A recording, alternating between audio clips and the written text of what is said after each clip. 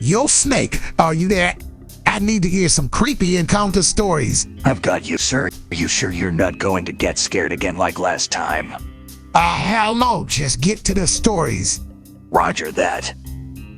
When I was 10 years old, I had a really freaky thing happen at my house. I woke up in the middle of the night really thirsty. It was around 1 a.m. and the entire house was dark.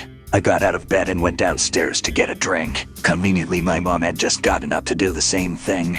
We head downstairs to the kitchen for some water. Right when we got in the kitchen, a random car pulled into our driveway and a man got out. My mom and I are standing in the kitchen watching him very aggressively start coming towards our door. He was wearing a hoodie and black gloves, really big burly dude.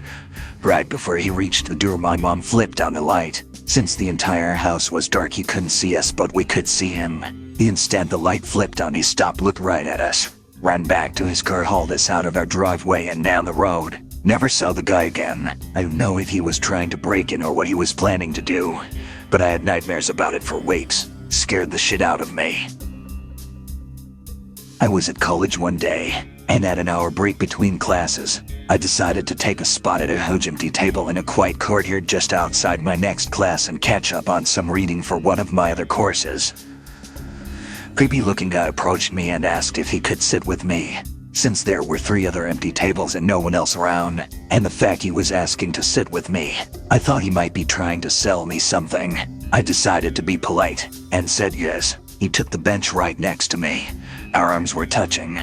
I moved away to get some personal space, and I was for sure creeped out. My radar was going ballistic at this point. As I moved, he grabbed my hand, laced his fingers in mine and told me to relax. I was so scared, but he had like 100 pounds on me and I couldn't get my head away. He started going on about how amazing he was and all this other nonsense. I wasn't 100% paying attention because I was hoping someone would come by and help me. After about 5 minutes of him rambling on, he asked for my phone number. I told him no. He thought I was flirting with him. Then he got upset. I truly believe he would have tried to hurt me. Another student had come by at just the right time and sat down at the table next to us.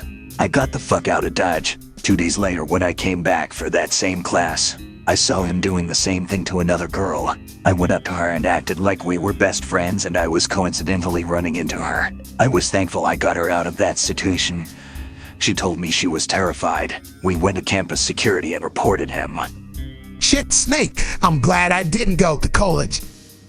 When I was 13, a taxi driver in Dubai asked me if I wanted to come to Pakistan with him to meet his mother. When I didn't answer, he asked my mom for my hand in marriage. I had a conversation with a man a few years older than me while waiting at some traffic lights on the Gold Coast. When we crossed, he thanked me for the company, walked up to another guy and started beating the shit out of him.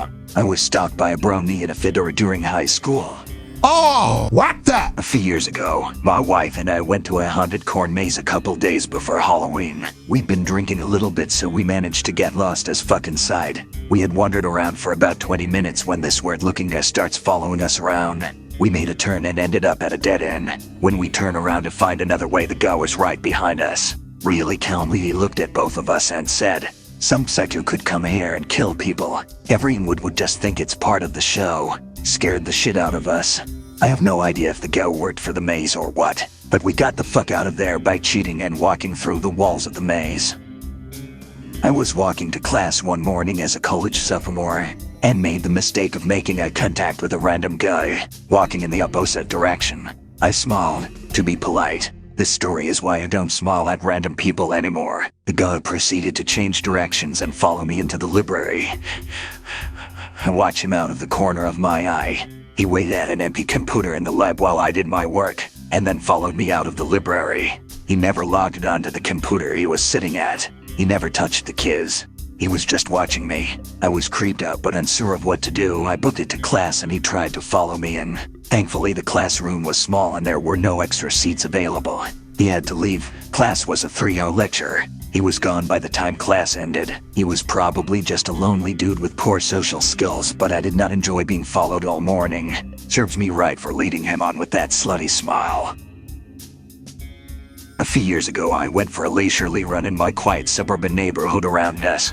I ended up making eye contact with a Nate dude furiously masturbating about 25 feet off the trail. He started running towards me. So my rational response was to run into the middle of a busy road, flag down a car, jump in, and beg a complete stranger to drive me home. I called the police, and later found out the Nate man was caught asking a 13-year-old girl if he could impregnate her.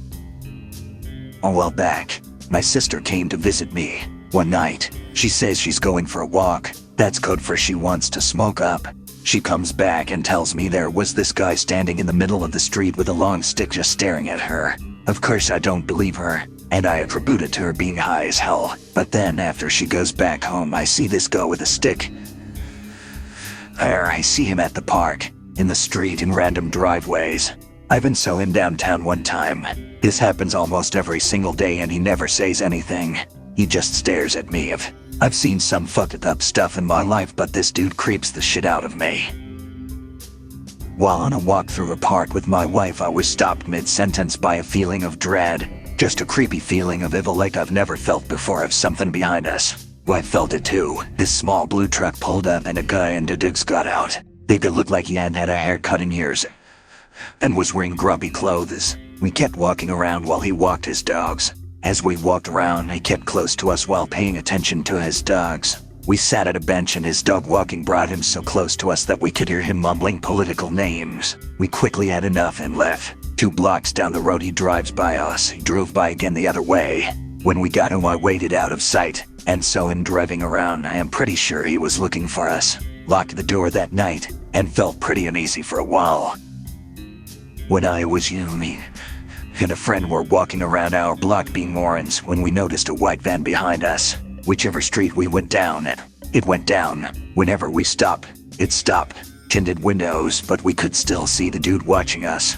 We jumped the neighbor's fence and hid in their backyard. The dude got out of the van and knocked on the door.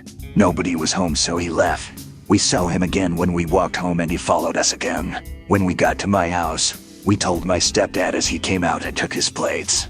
That was when he drove off. Haven't seen him again since. Freaks me out to this day.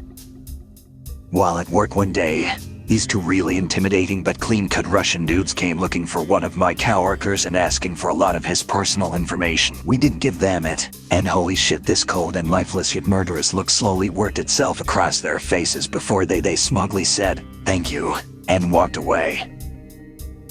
I let a guy I met online while gaming come to visit me, after having what I felt was a clear conversation about how this was not going to lead to sex. The whole time he visited, including that he came halfway across the country without having purchased a return ticket, was creepy. But the icing on the cake was when he got so drunk he was throwing up but felt the need to assure me, "This isn't because of you. I have really sound judgment in regards to internet strangers," obviously. Less of an encounter. But a few weeks ago I was working a closing shift with a female coworker and she was trying to lock the door, but the key was shitty and wouldn't lock it properly. Then I hear her screaming my name, so I run over to see what was wrong. This homeless guy had apparently locked eyes with her and was running for the door, like fucking sprinting for it. I held it shut and she managed to properly lock it right before he made it to us. And he just gave us a nasty look and walked off. I don't know what the fuck that guy wanted, or if he just wanted to scare 2 young girls, but I'm just glad I'm leaving that place soon for a better job. I was about 5 and playing in my backyard when I got curious about the house being built on the property next to ours and edged my way closer to the construction site. When I was about 20 feet from the half-finished house, one of the workers noticed me and completely stopped what he was doing and just stared at me. I did not know what to do, so I just stood there. He then nudged his friend and pointed at me. I was scared at this point, as I was a shy child and feared they would come over and talk to me, but then the man's friend looked me dead in the eyes and said, "That's a cute kid. We should take it." At this point I was ready to shit myself in fear, but instead I bolted back to my house, ran into my room and hid in my closet. I remember thinking, and still do think, that the monsters in my closet can't be as scary as the ones outside my home. In college, I was waiting for the bus shuttle to arrive and take me back to my apartment complex. This young man sits next to me but does so that he's looking right at me while I'm just looking ahead at the street. He's maybe 17 or 18 years old. He starts talking to me, but his cadence was very unnerving, like someone with a bomb strapped to their chest being compelled to follow a set of instructions. I can't recall the exact words he used, but I remember him talking about Bible and the end of the world. This didn't feel like your average recruitment attempt. This felt like a man on the verge of a breakdown. I would smile while offering short and polite replies. Every time I would say something, he would nod very slowly and look down a bit, and would then return to his fixed gaze. There was noticeable sweat on his brow, but I don't recall it being a hot day. In the back of my head, I considered the possibility that I was about to become victim one of a school shooting. Longest 5 minutes of my life. When I boarded the shuttle and it pulled away, him staying behind, I was so relieved. I had a creepy Indian go follow me on my journey to and from work every day for a while. He'd sit and rub his dick on the train opposite me and stare at me. I actually have a picture of him doing it too. I saw him more recently when I had another job, but he didn't recognize me, thankfully. For context, I'm a 21-year-old girl and this was a bald 45-year-old guy with a huge red knapsack, wearing sweatpants and a sweatshirt. He also had really bulgy eyes, the kind that are really unnerving to make eye contact with. He approached me at New York Penn Station, and then proceeded to call me so beautiful and go on about his wife and son who studies microbiology.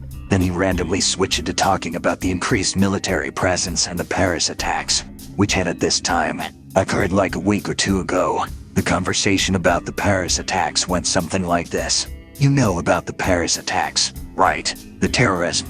Yeah. Well, it was actually supposed to happen right here in Penn Station. Trust me, I know.